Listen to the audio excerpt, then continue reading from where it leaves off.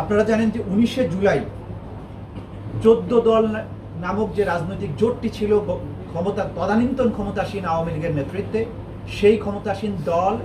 বৈঠক করে বাংলাদেশে কারফিউ জারি করার সিদ্ধান্ত গ্রহণ করে এবং সেই কারফিউতে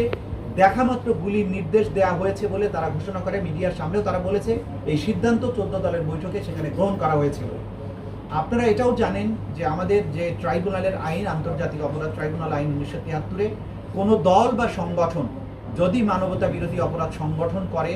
বা সংগঠনের সাথে কোনো না কোনোভাবে সম্পৃক্ত থাকে, সেই দল বা সংগঠনেরও বিচার করা যায়। সেই আইনের ধারা অনুযায়ী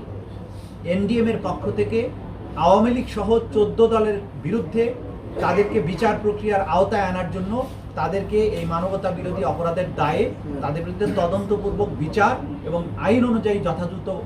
উপযুক্ত যে ব্যবস্থা সেটা গ্রহণের জন্য তারা দাবি জানিয়ে একটা অভিযোগ আমাদের কাছে দাখিল করেছেন, সেটাও আমরা আজকে গ্রহণ করেছি। এই দুটো অভিযোগ আজকে আমাদের কাছে এসেছিল।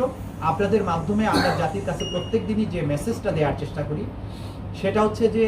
বাংলাদেশের 56,000 বর্গমাইল জুড়েই জুলাই এবং আগস্ট মাসে সেই মানবতা বিরোধী অপরাধ সংঘটিত হয়েছে।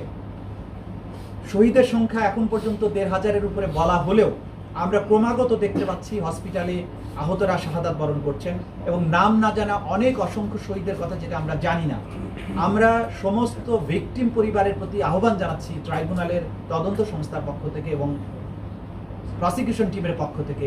যে এই শহীদ পরিবারের প্রত্যেকেই যদি দয়া করে তাদের সাথে ঘটে যাওয়া যে নিষ্ঠুরতা, তাদের সাথে ঘটে যাওয়া যে অপরাধ, সেগুলোর যতটুকু বিবরণ তাদের জানা আছে সেটা যদি তারা আমাদের এই ট্রাইব্যুনালের কাছে এসে জানিয়ে যান, তাহলে এই মামলার তদন্ত কার্য দ্রুত গতিতে আগাবে এবং খুব দ্রুততম সময়ের মধ্যে তদন্ত প্রক্রিয়া শেষ করে আমরা সেগুলোকে বিচারের মুখোমুখি করতে পারব। সেজন্য সাধারণ কোনো আদালতে, ম্যাজিস্ট্রেট কোর্টে বা থানায় মামলা করার ব্যাপারে না যেহেতু এই মামলাগুলো আন্তর্জাতিক অপরাধ ট্রাইব্যুনালেই বিচার্য, সেই কারণে সবাই যেন এই অভিযোগগুলো নিয়ে আন্তর্জাতিক অপরাধ ট্রাইব্যুনালের কাছে আসেন, সেইটা আমরা জাতির কাছে আহ্বান জানাচ্ছি। যে ভিকটিম পরিবারগুলো আছে